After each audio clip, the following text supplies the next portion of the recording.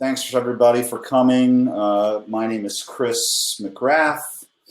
Coming to you from Olympia, Washington.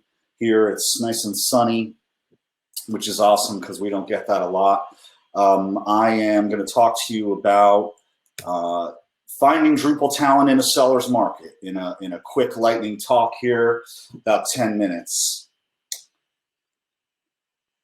Who am I to talk about this topic? I am the founder of a Drupal agency and a staffing platform some of you may have heard of. It's called Drupal Contractors. That's been out there along with my agency since about 2011. I've hired a lot of talent. Drupal Contractors has 400 plus folks in it, along with the new company that sits above it called Esteemed, where there are 800, almost 900 folks spread across Drupal, WordPress, JavaScript, Cloud, other disciplines of that similar type. I have probably acquired more Drupal talent than many out there in this space, just because that is what we do at Esteemed, is to enable employers and help those in need of such a thing.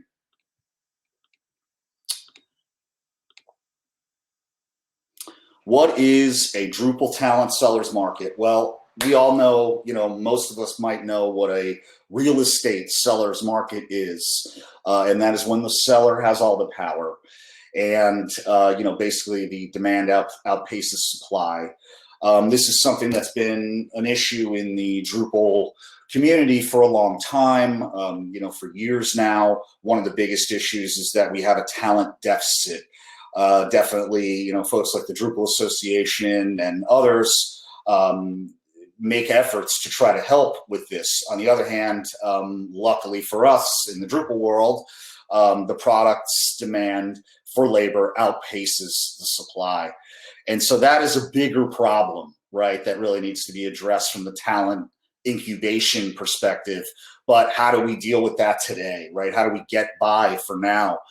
Because, really the engineers that have been out there have experience, even if it's only a few years of experience, if it's what we think of as employers as the right kind of experience and journey, they can be very valuable after even just a few years. Top talent in that boat, they, don't like anything about the offer or how it's going to work or what have you. They will probably just move on right away. You won't hear from them again. If there are some negotiation points, they're going to want them to align with what they're looking for. And I think anyone who's been involved in that process has some idea of what that is. For the majority of folks, even pre-COVID, it was working remotely, market rate, and maybe a cut above salaries, depending on who you are. If you're a larger employer who can afford it, then naturally money talks. But it's certainly not everything, right? There really is a lot of different things that keep or, initially cause a developer or engineer to be interested in an opportunity and working with a group. And then that is a relationship. That is really something that grows over time. And by all means, if it's something that you care about, right? In other words, you actually, of course, need that talent in order to deliver on your mission as an employer. Well, then that is definitely a relationship that you're going to want to covet, spend time building, and continue to maintain, as with any relationship. If it is not maintained, people will start looking elsewhere. And in this case, unlike, maybe your significant other or something like that, well, I don't know, maybe your significant other is different, but these people are hit upon every single day. Sometimes our research shows, up to 10 to 20 times a day on LinkedIn. So there's no shortage of suitors. Definitely, as we say, there is a shortage of talent. Employers generally don't have the time, and many do not spend the time to even know what it is they exactly need for this particular role. Obviously, for folks that are in this space, we know that Drupal is very segmented. The digital delivery cycle is segmented. We can't be looking for a back-end developer or a full stack developer when we really need a front ender, or we really need a back ender that's seasoned in migrations. These details are key. You cannot be going off looking for a square peg to put in a round hole, because, essentially that would be a waste of time for human resources, and they will hit the same wall that every other recruiter that is not informed does. Essentially, they are ignored, and inevitably a good portion of the engineering community turns off those inquiries because they do not care and they do not need them. And certainly that is the place that you want to be, creating an opportunity to where you have taken the time for relationship building. You've taken the time to initiate something that is seen as loyalty, right? Where you're looking out for these people. You're trying to make sure that you're showing them that you have their best interest at heart. I mean, hopefully you are the employer or someone that has been doing this for quite some time and has some knowledge to share. I think that's very important, because even folks that are, whatever they are, a few years into 15 years, 20 sometimes, we all sometimes lose perspective on a couple of different things, some things, and therefore can use those coaches and partners, which may indeed be our employer. Out there, what are the different solutions, right? There's another talk on this topic here at the con, and we tried to make this as unique as possible. Certainly my company is Steam. This is what we do.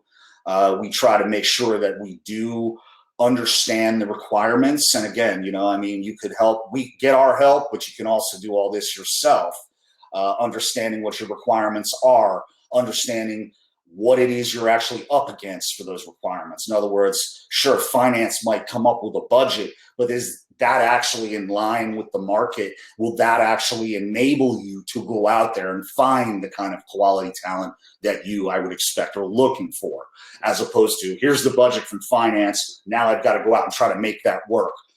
It may help, may work for you, but in general, that more or less leaves things to getting lucky, which in this scenario, when things are moving so quickly, and that's another issue, is time. How long are you causing this hiring cycle to be? If this is something that's going to take, 3 to 5 interviews, you're kidding yourself. No matter who you think you are, who you are out there in the landscape of employers, most of the time, anyone of that kind of on the high scale of quality will be gone due to their volume of opportunities. And if this sounds completely outlandish to folks that are looking to get hired, well, by all means, connect with us, and we can help you on some of that journey of getting, set and ready.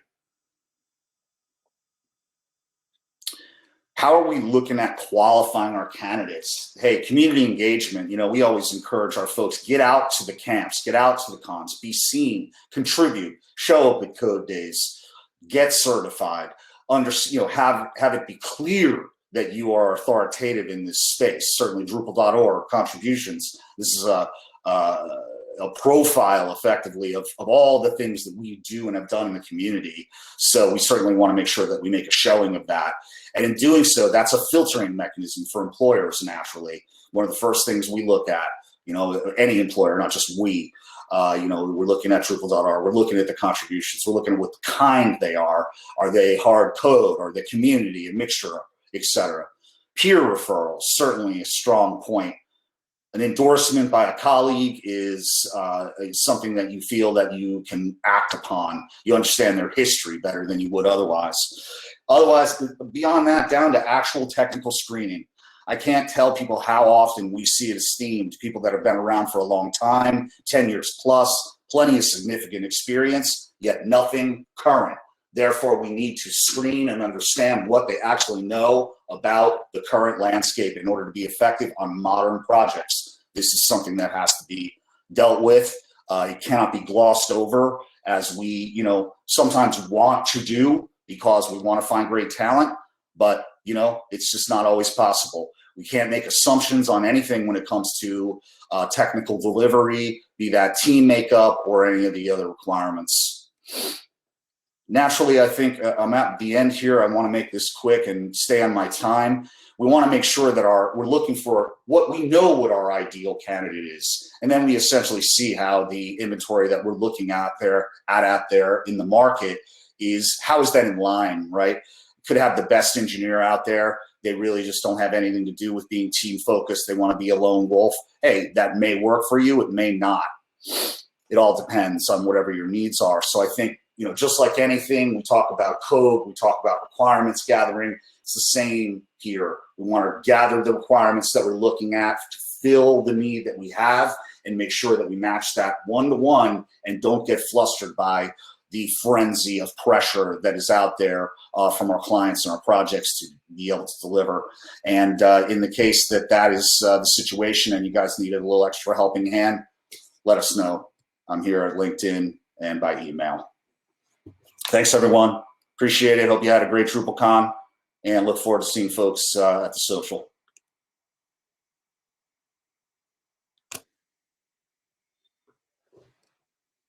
My pleasure.